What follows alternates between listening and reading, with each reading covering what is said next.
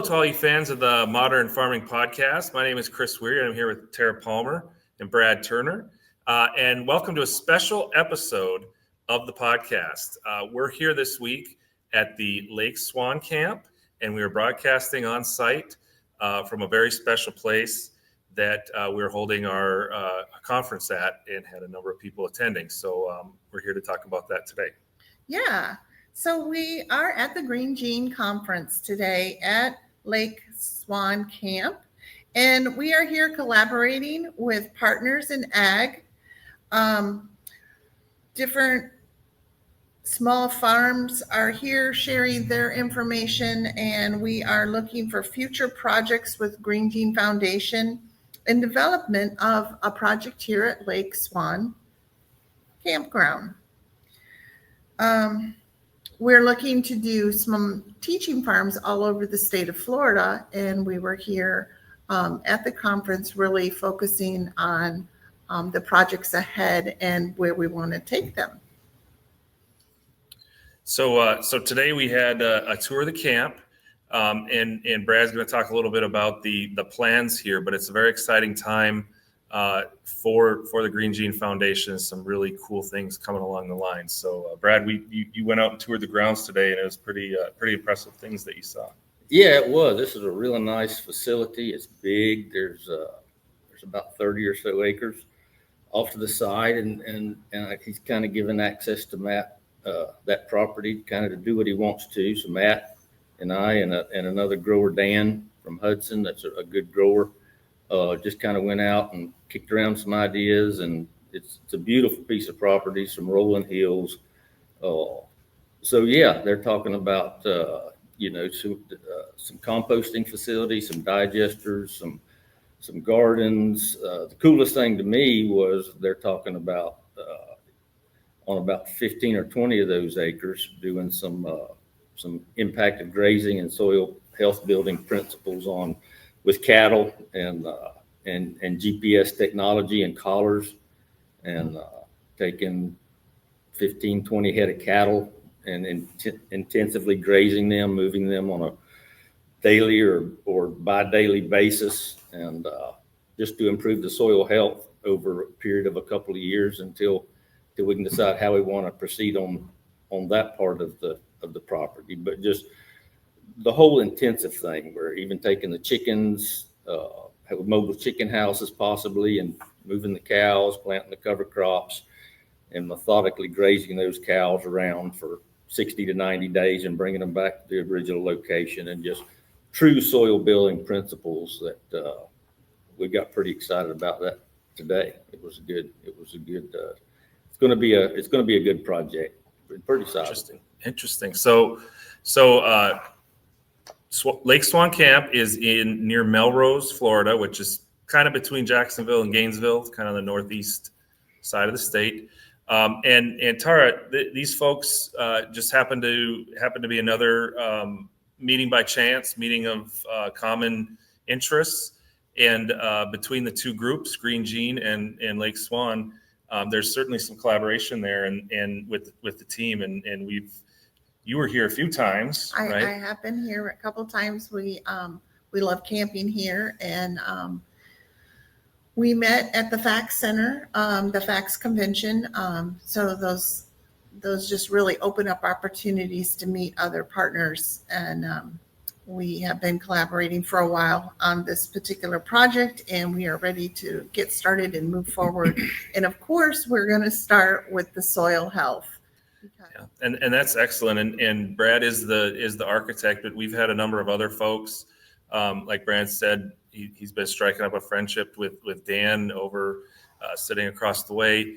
A lot of meeting of the minds, a lot of ideas. And when you have somebody like Lake Swan that says, here's 30 acres, go nuts, that's music to the ears of a lot of folks, including the founder of Green Genes, Matt, and his wife Tara, and all folks. We've talked about all sorts of different things. Definitely growing regeneratively soil. We've talked about solar powering things. We've talked about mini groves, high tunnels and grow beds. So in the early hydroponics, aquaponics. all sorts of good things. So again, we're meeting here. It's the brainstorming stage. It's an exciting time, but I've been watching, listening, participating, and there's been a lot of really cool ideas going around. And so this is an interesting thing, and I think you've got some vision. Yeah, this one's fun because it's a scalable. I mean, we're not just trying to do this impact grazing on 2 or 3 or 4 or 5 acres. Now we've got 30 acres that we can really show it. And even though that is a small scale, 30 acres, you could still take, say, 10, 15, 20 head of cows and then just multiply that out to 300 acres or 3,000 acres or 30,000 acres. It's the same, but we can show how it works over space and time and what it does to heal soil and build soil. So I'll be in here soil testing at the beginning and taking respiration tests and genomic testing. And so over the period of the years, and after 2 or 3, we'll show some measurable differences. Yeah, no doubt. And then we decide what to do with that. There'll be a small parcel, the 5 or 6 or 7 or 10 acres. That'll just be all kind of different. It'll be some animals. There'll be some hydroponics. There'll be some raised beds. There'll be some in-bed blueberries. I don't know what all Matt has in store, but he's got a vision for that. And strawberries, I think, was on the and list too. strawberries. Yeah. But that remainder that we're not sure what to do with, we're just going to start improving soil health from day one. And then and then over time, we can figure out what to do with that other 20 or 25 acres. So we get the mad scientist over here scheming and planning, doing his thing. But the other piece of this is our motto, cultivating agricultural excellence through education. Yes. So we throw it back to, we're doing all this cool stuff, and then we're bringing in the students, the kids, everybody, right? We want to have this to be an area they can come and see different agriculture right as it's happening, to see the animals and to see the different aspects of agriculture that they just don't get an opportunity to see. Yep, and it's a great spot. So the other piece of this, in case people aren't familiar with Lake Swan, they're a 100-acre resort. I'll call it a resort or a camp. So they've got everything from chapels to swimming beaches to dormitories and bunkers and the whole thing. So it's the full, I would say, Boy Scout camp, 4-H camp type atmosphere, and then you add this agricultural influence into it.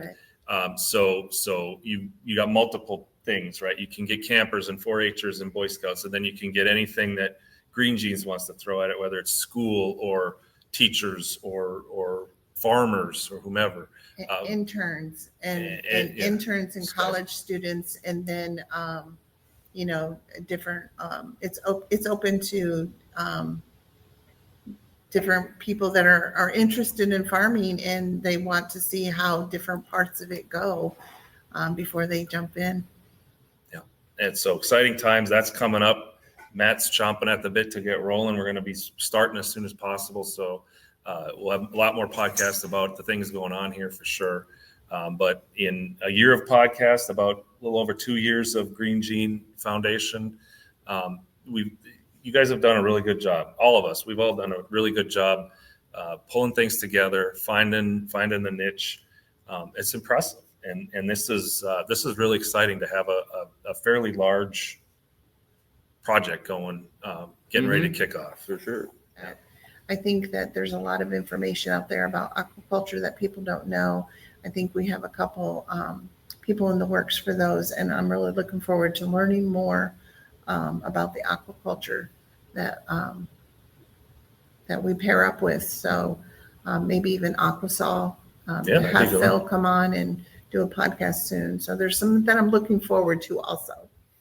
And of course, we're continuing with Brad. We've been going through his 6 or 7 different aspects of soil health and soil regeneration. So I think we're due for one.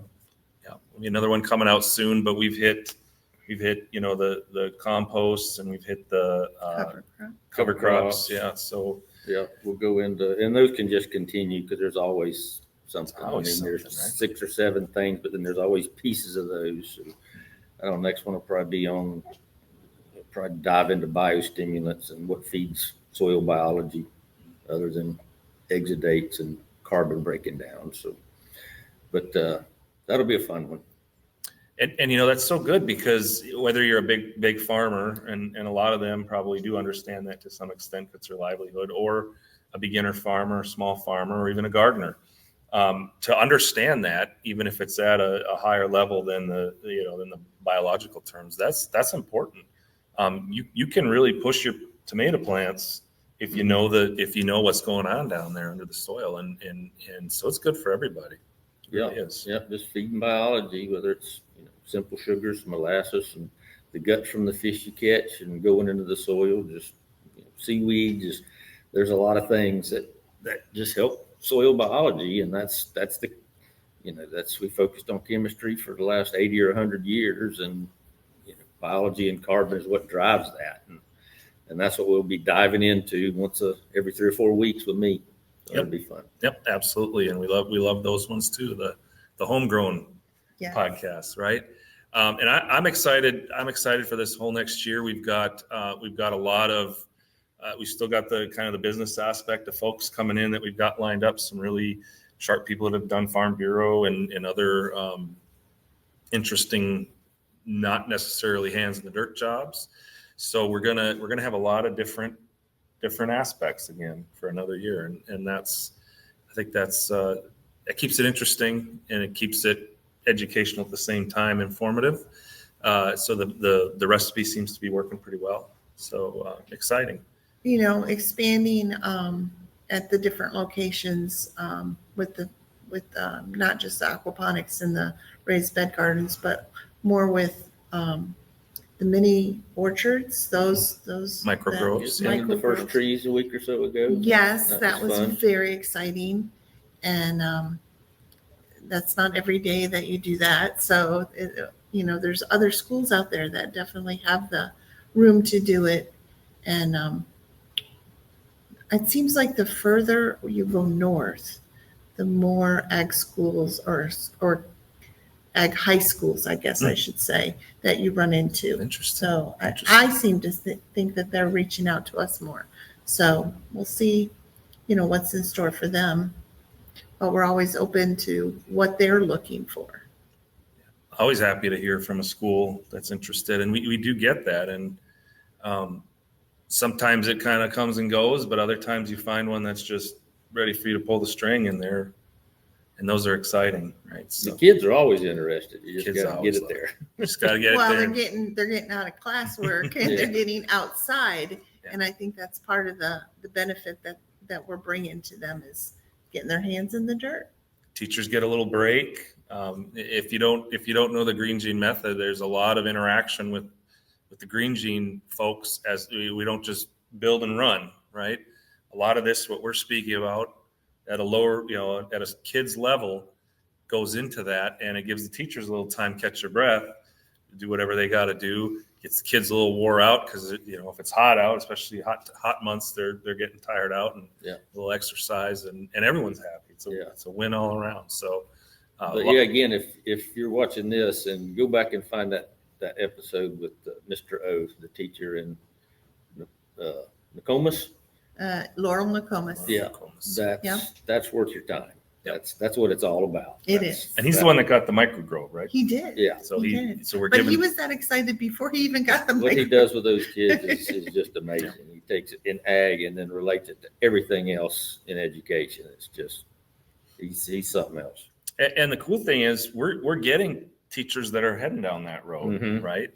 Whether they know him or not, they're picking their own paths. But I'm seeing it in other teachers now. This man is talented. Don't get me wrong; he's got the knack. Yes, he does. But that's the blueprint for it, there. They've got good resources, and they've got other resources too, right? Not just Mr. O that we give them or that other people give them. So, but I'm seeing that. We had some down south teachers. We had some teachers out by you. We had some teachers over on the East Coast where I live. Yep.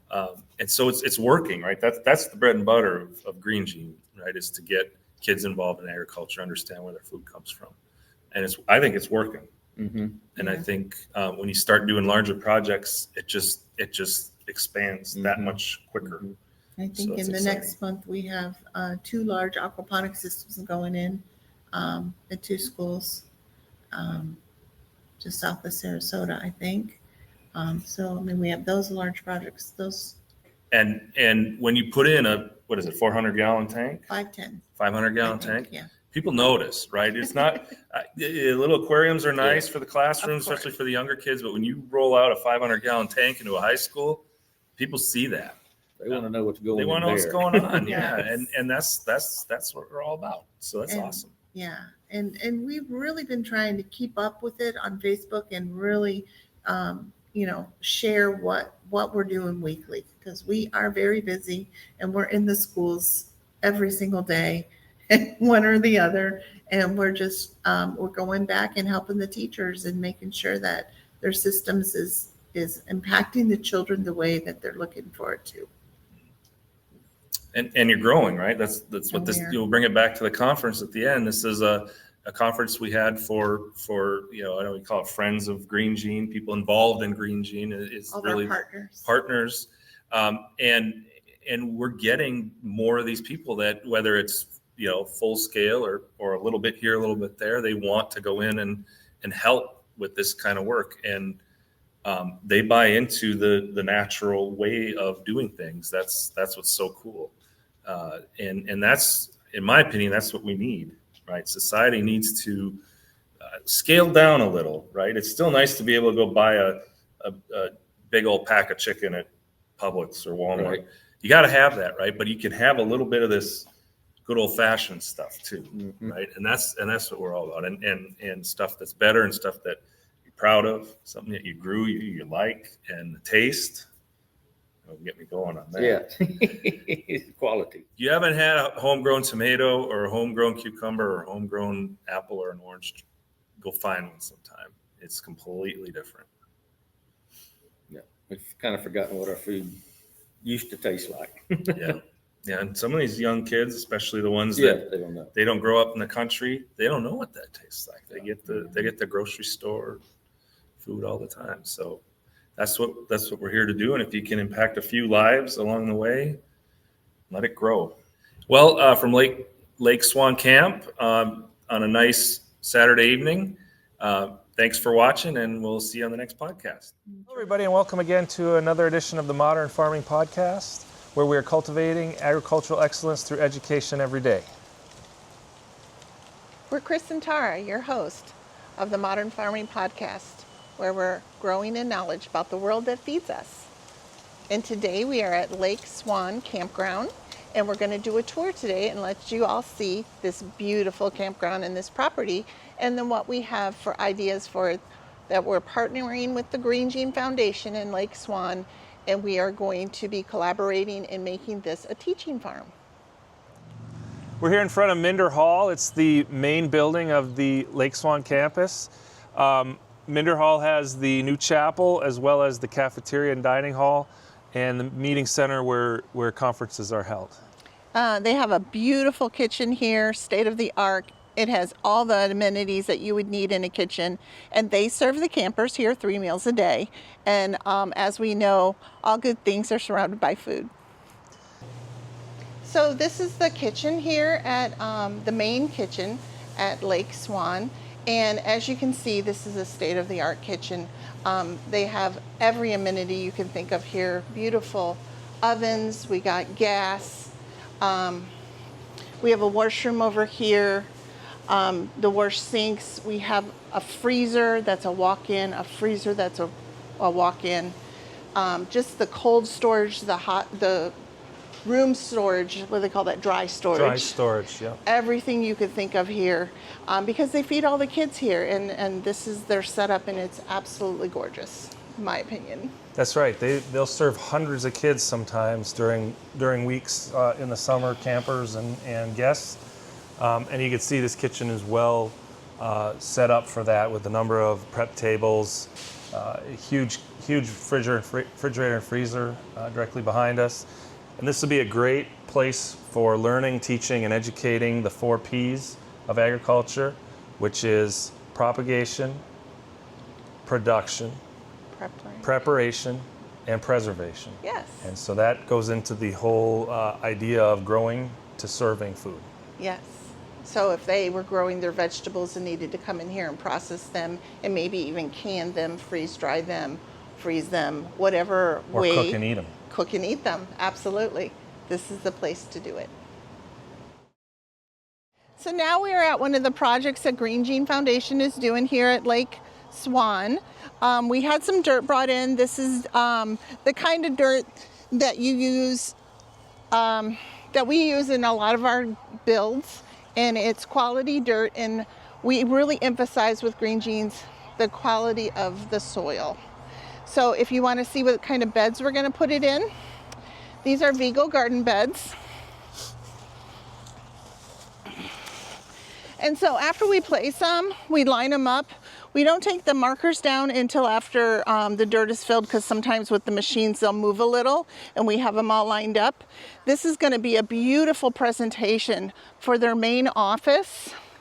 And so this is a place where everybody comes to check in. And it's going to have beautiful flowers. It's going to have blueberries, some citrus trees, and then in here we'll have flowers and different ornamental things. But as you can see, we already have the irrigation underground, and then we have these hoses, and so we'll have 2 sprinklers per machine, per bed, excuse me, and you can turn them off individually. You could turn off one bed and not have the others turned off. So that's really nice with the irrigation we do. Then we put cardboard down in here, and then they're ready for the dirt and then the plants.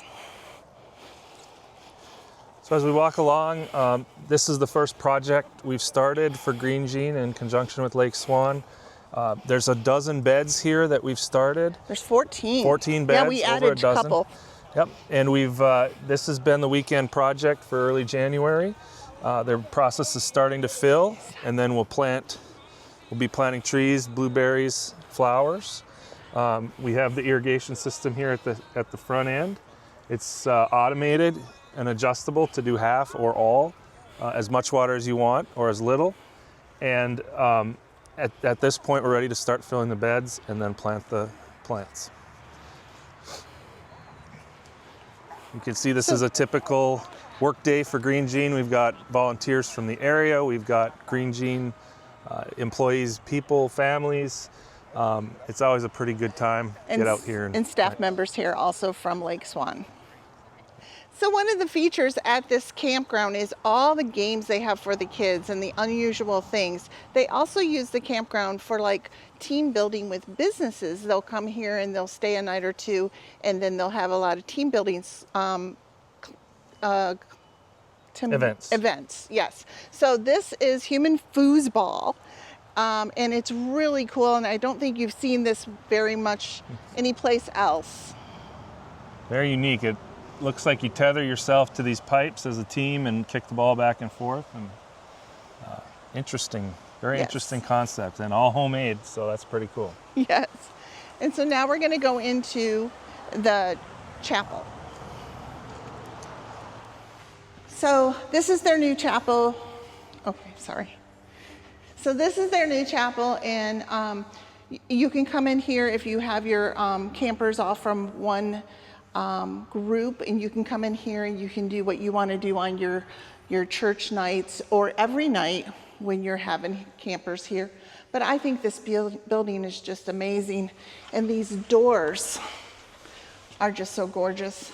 Behind these doors, they are working on a kitchen. It's not going to be as big as the one in the cafeteria room, but this will be a kitchen to do projects, canning projects and cooking projects, and this will be a great asset to what they do here. Well, Tara, did we go to the beach today? I think we did. It might be off season, but we're still in Florida. So the availability of this lake, even to go out on a boat, to go kayaking, to go fishing. Yesterday I saw somebody being pulled on a tube, even though it's a little chilly today. But this is a gorgeous swim area that the kids use. And when the Boy Scouts and the Girl Scouts come here, they swim across the lake for their merit badge. Merit badge, thank you. I love how they did the palm trees. Palm trees aren't native to this area of Florida, but they put them into the sand to make it feel more tropical. And of course, all the kids love going down that giant pipe slide into the water. It just looks so much fun. So sitting right behind us is the main 30 acres. We're right in the middle of it, actually, of what's proposed to be the new farm agricultural learning center area that will be associated with Lake Camp Swan and built by Green Jeans and Lake Camp Swan. Our collaboration that we're going to do together is we're going to put farm animals here and then bring in the kids to have interactions with those farm animals. And of course, the first thing we're going to have to do is build up this soil. And so we have Brad Turner's methodology, and he will be out here again figuring out how we're going to enrich the soil and get it ready for new plants and the animals. And the way we're doing that is by using the animals, rotative grazing, different types of animals doing different types of things in different areas at a time in the property, which will allow for the sandy soil to build up, become rich soil, similar to what we looked at in the soil pile at the start of our trip. And this will all become very nutrient-rich grassland, cropland, grazing land for agriculture.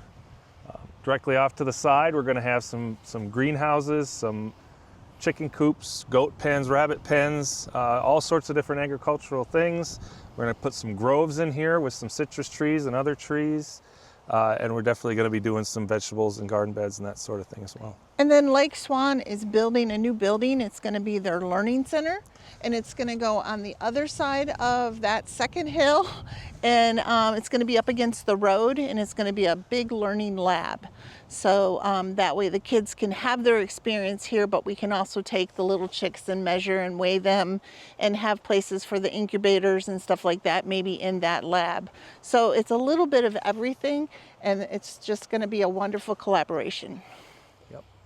So behind us we have Lake Swan Camp. It's got a natural spring-fed pond in the process of being renovated and remodeled, but the vision here is to have a over-the-water lab that you can see down into the spring, see the fish and the aquatic life, as well as having some learning center there too. Yeah, Perry's vision was something to do with stocking the pond and making it a nice place for children to learn how to fish. This is another project that we do with Green Jeans, is we install bucket gardens, and this is a sample of some bucket gardens from Green Jeans, and they will probably be doing herbs and vegetables in this one. It's close to the kitchen, and we really like what's made. It's very, very sturdy. That's right, and we are outside the back door of the kitchen, so even composting scraps and certain things could be mixed in here and planted to grow up herbs, vegetables, small vegetables, things like that. Okay, we're down at the main fire pit here at Lake Swan Camp. You can see they've chopped plenty of wood. They have plenty more to get. It's a very beautiful place. You can have a small group or a large, and a gorgeous fire ring. And we've had some fires here, and it's a great time. Yes, because the whole camp premise here is all the things that we used to do, and we all used to sit around the fire as youngsters, and to keep that tradition alive, I think, is one of the benefits of camping. Yeah, you can't have a campsite without a fire. That's so right. They've definitely got that set up here, and it's a very nice spot. They have a couple more too, so I definitely recommend if you come down here to check out the fire pit and have a fire and roast some marshmallows. Yeah. Okay, so we're back at the start of the Lake Swan entrance into the facility. That is going to conclude our tour today. I hope you're excited as we are of visiting this place and the different things that we're going to be doing here in the future at Lake Swan. As always, join us and like us and follow us again as we grow in the knowledge about the world that feeds us. Thank you.